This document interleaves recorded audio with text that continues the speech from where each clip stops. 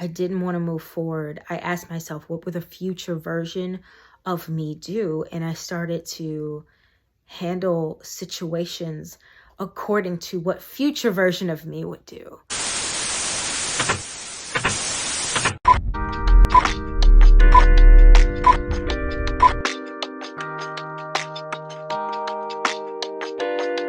It's that time of the year, friends. You guessed it. The time of the year when we start getting the constant countdown. You've got 90 days, you've got 60 days, you've got 30 days, you've got 24 hours to the end of the year. This is the time when everyone starts racing to get to the finish line.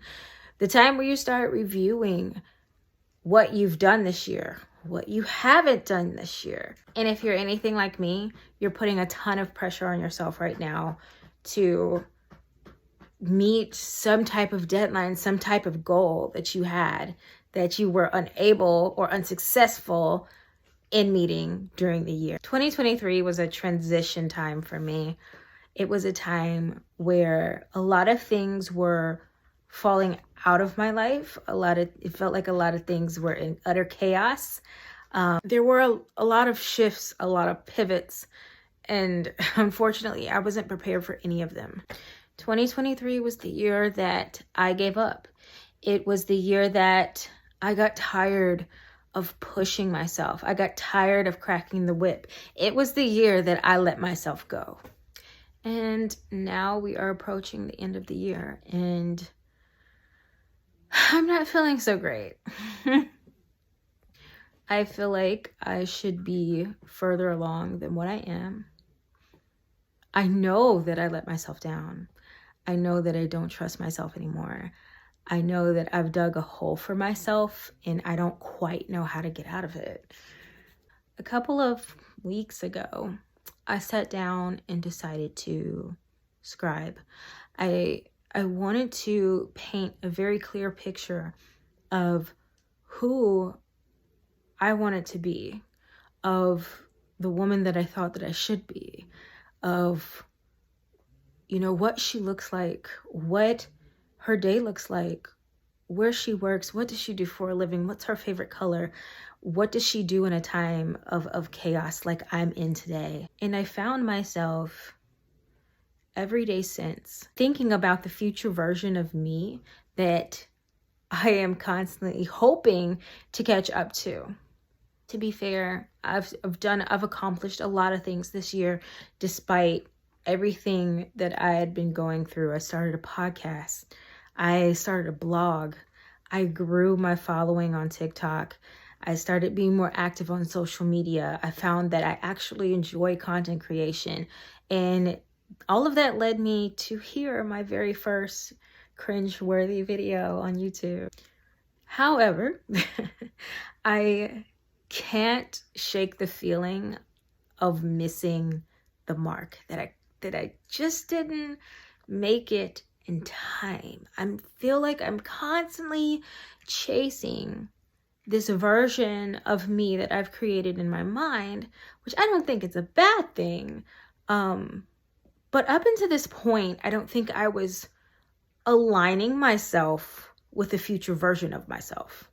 I started to focus more on how would she feel, or if I found myself in a certain situation where I was down in the dumps, or I was frustrated, or I didn't want to move forward, I asked myself, what would a future version of me do? And I started to handle situations according to what future version of me would do. Because at this point, I know her well enough to be able to know that she would get up and she would get it done, that she would be dedicated, that she would be disciplined. There's a version of me in the past that was very disciplined, had a schedule, stuck to it. I trained for and ran half marathons. So if you are a runner or you've ever trained for anything like that, you know the level of discipline and dedication it takes. And I think as much as I was trying to stick to some type of routine, dedicate myself to things that I used to be able to dedicate myself to in the past, I think that this was my year to stumble and fumble and trip and fall. I think that this was my year to not necessarily commit to anything, because I had to learn how to commit to myself. I realized, like, if I can't commit to me, then I have no business whatsoever trying to commit to anybody else, anybody's job, anybody's side hustle, anybody's organization, committing to showing up to do anything if I haven't done what I need to do for me. So here we are, November.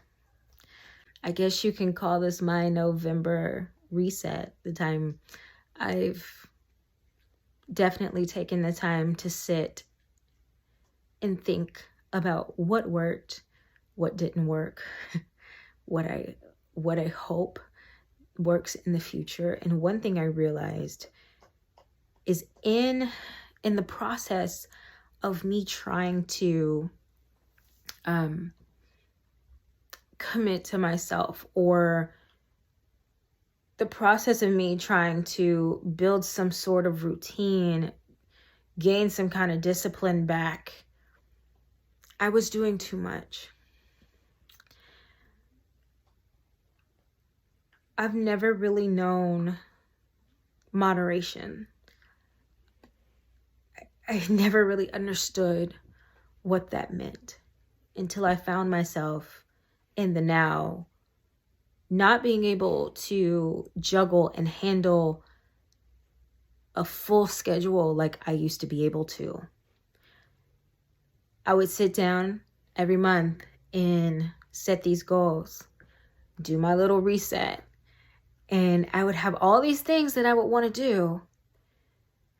And, I would hit the ground running, I would take off and do it. But by the end of the month, I would be completely drained, completely burned out. Sometimes it would land me in the bed. Last month I was sick. I was down for 2 weeks. And what happened there is that threw my workouts off, and I found myself having to rebuild that. And it was hard. It was hard getting back into that. Honey, baby. It was hard getting back into working out when you're out of shape, when you have a comparison, when you used to be, there was a fitter version of you in the past, and you remember what that feels like. I had to start over everywhere.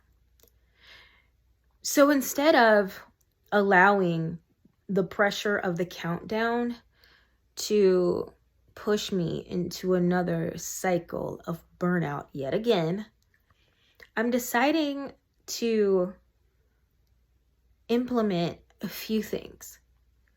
I'm being very choosy and very picky about the goals that I want to set for November. I'm also setting goals that I know beyond a shadow of a doubt that I can achieve, because right now what I need is a win. I need a win. I don't trust myself anymore. I don't trust myself to do what I say that I'm going to do for myself. So I need to put something in place to set me up for success, so that I can see some type of movement, because right now I feel incredibly stuck. As a collective, there's probably some of you out there that feel the same way that I feel. There's some people out there that are probably living their best lives, like thriving right now. I believe that everybody has their moment to traverse through the valley. The valley is very, very important. You can't get to your peak without going through your valley. The best thing that I can do for myself right now is be honest about how I feel. Be honest with myself. not judge myself, but ask myself the real questions. Why haven't you been showing up for yourself? Why have you let yourself down? This year I became incredibly frustrated when I felt like I didn't have autonomy over my life, over my career. I felt like there were so many things just happening out of my control that I couldn't control, that like I just stopped doing everything. I just stopped trying. And that always happens. That's the thing, that's a constant that happens. However, typically there's some area of my life that's still on track that I can focus on until everything else gets back on track. But this particular year has just been, this particular year has just handed me my ass on a platter. I've had to heal. If you resonate with this, and if you feel the same, my suggestion for you is be gentle with yourself. Understand that you've gone through a lot. You've probably worked on healing a lot of trauma this year. I'm sure that you've achieved many things this year. Make sure you acknowledge those things. Don't just acknowledge what you haven't done. Acknowledge what you actually accomplished and know that that's huge, and celebrate yourself for that. Yes, it's true. We've got 60 days left, but use these 60 days wisely. Use the 60 days to set a routine for yourself that you can keep, that will leave you going into 2024 with a solid foundation, whatever that may be. Start small, get past 21 days, get to 60 days, and let yourself build that foundation.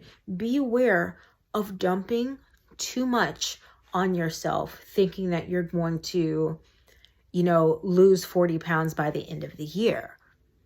Let's stop.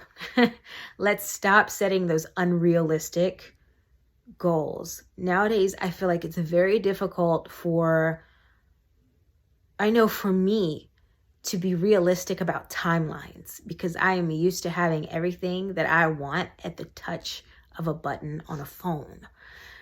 At the opening of an app, I can have access to anything that I want.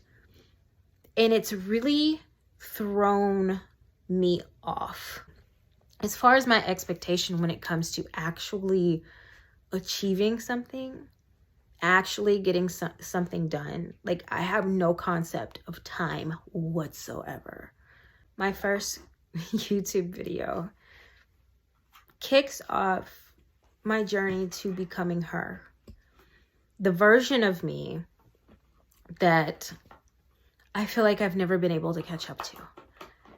I am determined to find her wherever she is.